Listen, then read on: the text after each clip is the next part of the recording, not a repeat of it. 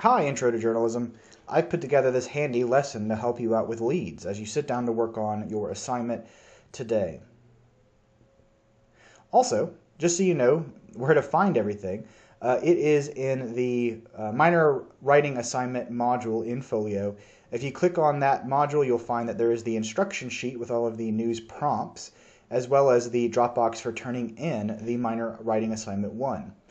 What you want to do is download the story prompts in the instructions. You want to write the lead beneath each of the blocks of news text for each of the 5 blurbs. Save that, upload that to the Dropbox by 11:59 p.m. today, September 1st. Next week, we're going to go over the basics of news construction. And for that, what you're going to need to do is read some entries out of the textbook.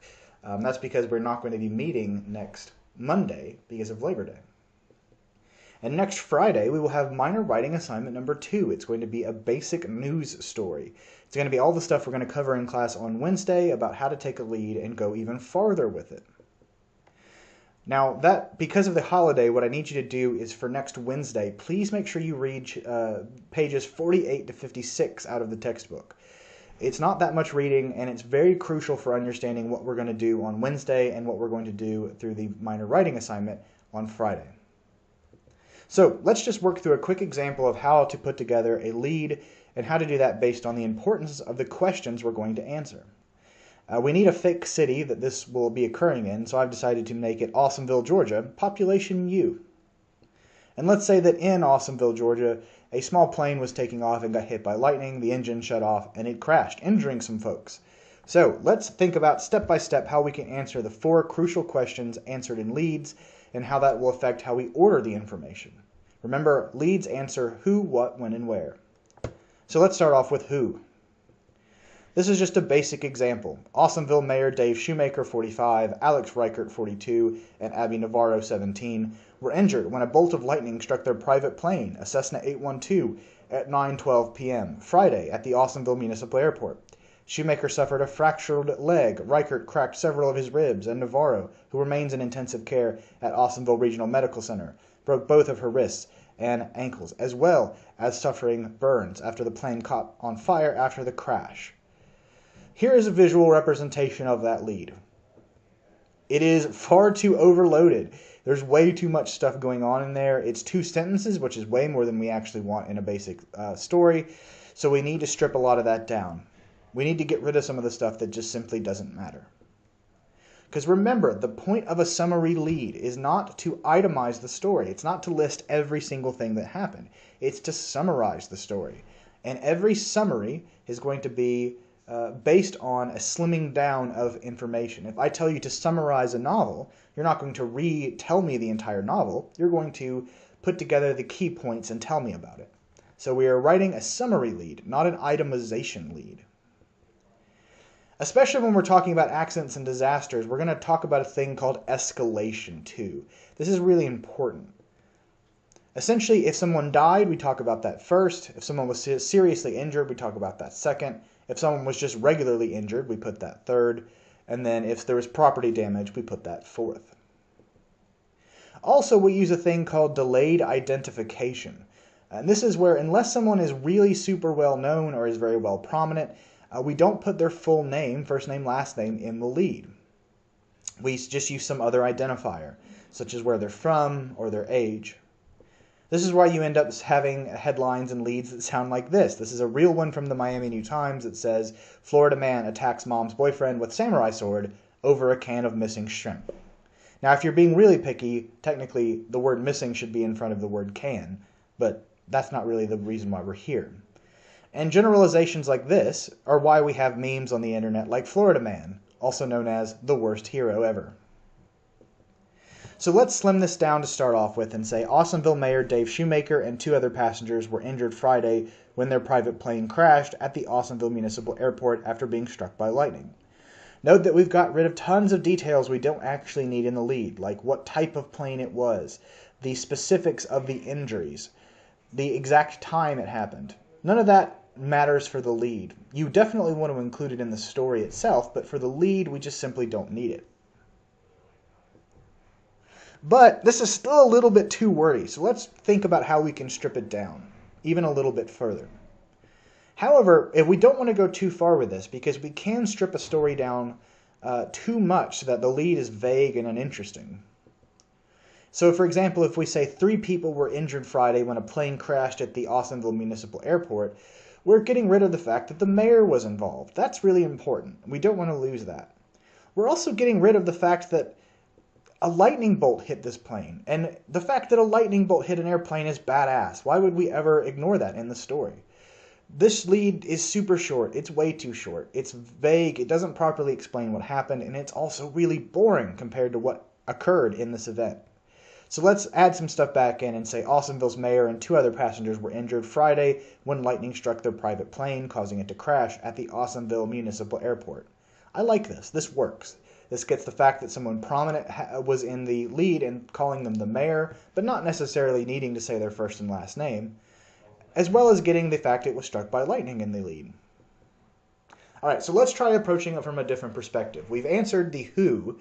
Let's see if we front load the lead with what. So let's get some inspiration from our friend Lil Jon and figure out what the whats are in this lead. Well, we actually have 3 different whats to answer for.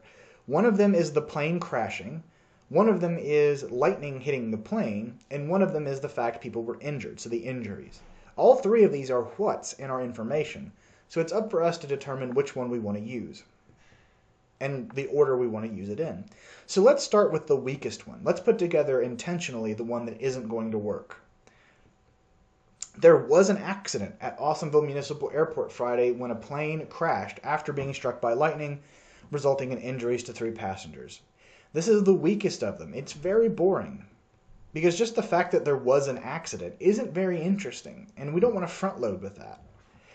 In general, you want to avoid using phrases like there was or it is as the very first thing people see in a lead. They're boring general phrases that can be attached to anything, and they just lose audience interest. This is also generally what we call backing into a story. You're putting the most interesting things at the end of the lead as opposed to the beginning. So let's change it around a little and say a private plane crashed at Austinville Municipal Airport Friday after being struck by lightning. This gets a much more active, much more interesting verb in the beginning. Instead of saying there was an accident, we're saying a private plane crashed. Crashed is cooler, but it's still just referring to it as a private plane is a little dull. It's a little vague. So what can we do to spice this up? What can we do to add a little bit of a heat to this lead? We can say a private plane was struck by lightning and crashed at Austinville Municipal Airport Friday, injuring Austinville's mayor and 2 other passengers. Now we're getting the lightning up ahead of the crash, which is cool because the lightning is the interesting part. But we have created another problem for ourselves here, and that is passive voice. We want to avoid passive voice in news writing, in broadcast writing, as well as public relations writing. Anytime we're writing for an audience in media, we want to avoid passive voice. And figuring out passiveness is all about figuring out the syntax of the verb, aka the order the verb is in. So what we want is subject, verb, object. What passive will give us is object, verb, subject. So instead of saying, for example, the plane was struck by lightning, we can say something like this. A bolt of lightning struck a private plane as it was taking off from Austinville Municipal Airport Friday.